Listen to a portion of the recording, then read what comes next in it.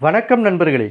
இன்று நாம் காணப்போகும் தலைப்பு என்பது சக்கரவர்த்தி ராஜகோபாலாச்சாரி என்னும் ராஜாஜி பற்றி இந்த பதிவில் காண்போம். 1877ஆம் ஆண்டு டிசம்பர் மாதம் 10ஆம் நாள் தர்மபுரிக்கு அருகில் உள்ள ஓசூர் வட்டம் தொரப்பள்ளியில் சக்கரவர்த்தி சிங்கம்மாளுக்கு மகனாக பிறந்தார் ராஜகோபாலன் என்ற இயற்பெயர் கொண்ட ராஜாஜி.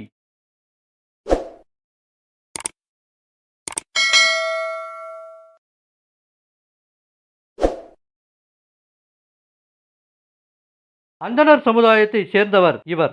இவருடைய தாத்தாச்சாரியார் என்பவர் 100 ஆண்டுகளுக்கு முன் காவேரி ஆற்றில் மிதந்து வந்த அனாதை பிணம் ஒன்றை கரை சேர்த்து அதற்கு இறுதி சடங்குகளை செய்ததால் அவரது குடும்பத்தை அந்தணர் சமுதாயத்திலிருந்து ஒதுக்கி வைத்தனர்.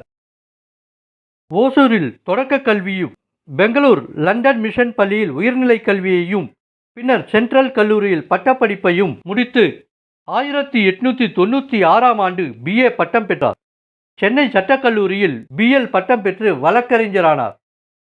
1894ஆம் ஆண்டு தன் 15ஆம் வயதில் அலமேர் மங்கையை திருமணம் செய்தார்.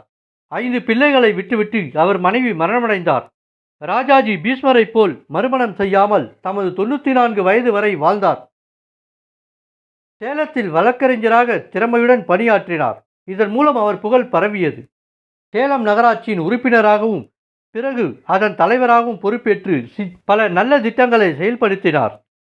1919ஆம் ஆண்டு முதல் சென்னையில் குடியேறி தமது வழக்கறிஞர் தொழிலோடு காங்கிரஸ் இயக்கப்பணி, தேச விடுதலைக்கான இயக்கப்பணி ஆகியவற்றிலும் ராஜாஜி தீவிரமாக ஈடுபட்டார்.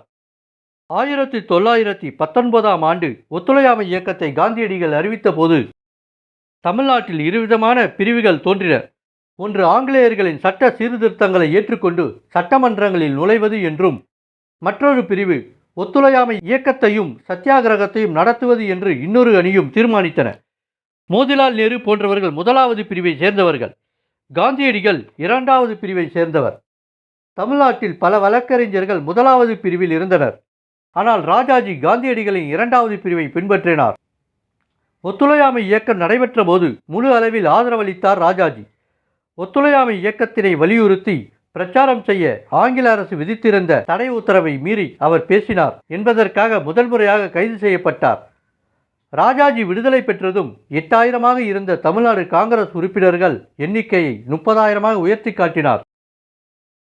காந்தியடிகள் யங் இந்தியாவில் எழுதிய கட்டுரைகளுக்காக தேச துரோக குற்றம் சாட்டப்பட்டு 6 ஆண்டுகள் சிறை தண்டனை பெற்றபோது அவரது விருப்பத்திற்கு ஏற்ப யங் இந்தியா பத்திரிகையின் ஆசிரியராக பொறுப்பேற்றுக் கொண்டார் ராஜாஜி. 1922ஆம் ஆண்டு ராஜாஜி அகில இந்திய காங்கிரசின் செயலாளராக இருந்த தேசிய பணியை மட்டும் கவனிக்கவில்லை, உட்கட்சி பூசல்களையும் கலைந்தார். ராஜாஜி மாற்றம் வேண்டாத பிரிவின் தலைவராகி சட்டமன்ற தேர்தல்கள் புறக்கணிப்பு என்றும் தீர்மானத்தை வலியுறுத்தி கயா காங்கிரசின் தீர்மானத்தை நிறைவேற்றவும் செய்தார். இது பற்றி சுபாஷ் சந்திரபோஸ் கூறுகையில், காந்தி இல்லாத கயா காங்கிரசின் நாயகராக ராஜாஜி இந்த தீர்மானத்தை நிறைவேற்றி குட்டி காந்தியாக திகழ்ந்தார் என்று குறிப்பிட்டுள்ளார். அது முதல் காந்திஜியை ஜி என்னும் விகுதியுடன் அழைப்பது போல் ராஜாஜியையும் ஜி என்னும் விகுதியுடன் ராஜாஜி என்று அனைவராலும் அழைக்கப்பட்டார். ராஜாஜி பிராமண சமூகத்தை சேர்ந்தவராக இருந்தாலும் ஜாதி பாகுபாட்டை எதிர்த்தார். இதனால் கொதிப்படைந்த பிராமணர்கள் அவரை தங்கள் சமூகத்தில் இருந்து விலக்கி வைத்தனர்.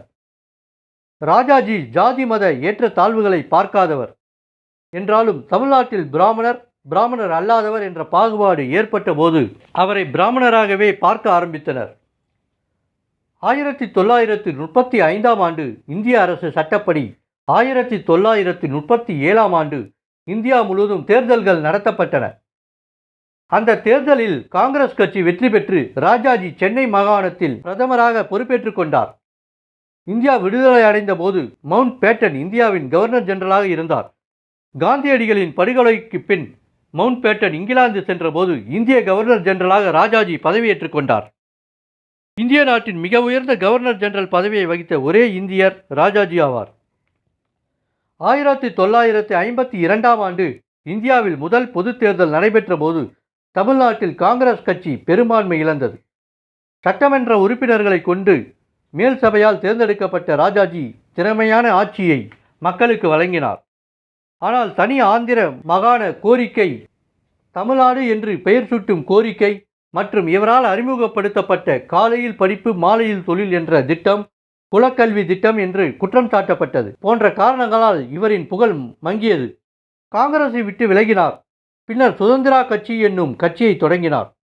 விடுதலைக்கு பிறகு 1967ஆம் ஆண்டு வரை தமிழ்நாட்டில் ஆட்சியில் இருந்த காங்கிரஸ் கட்சியை வீழ்த்த திமுகவுடன் கூட்டணி அமைத்து வெற்றி கண்டார் ராஜாஜி.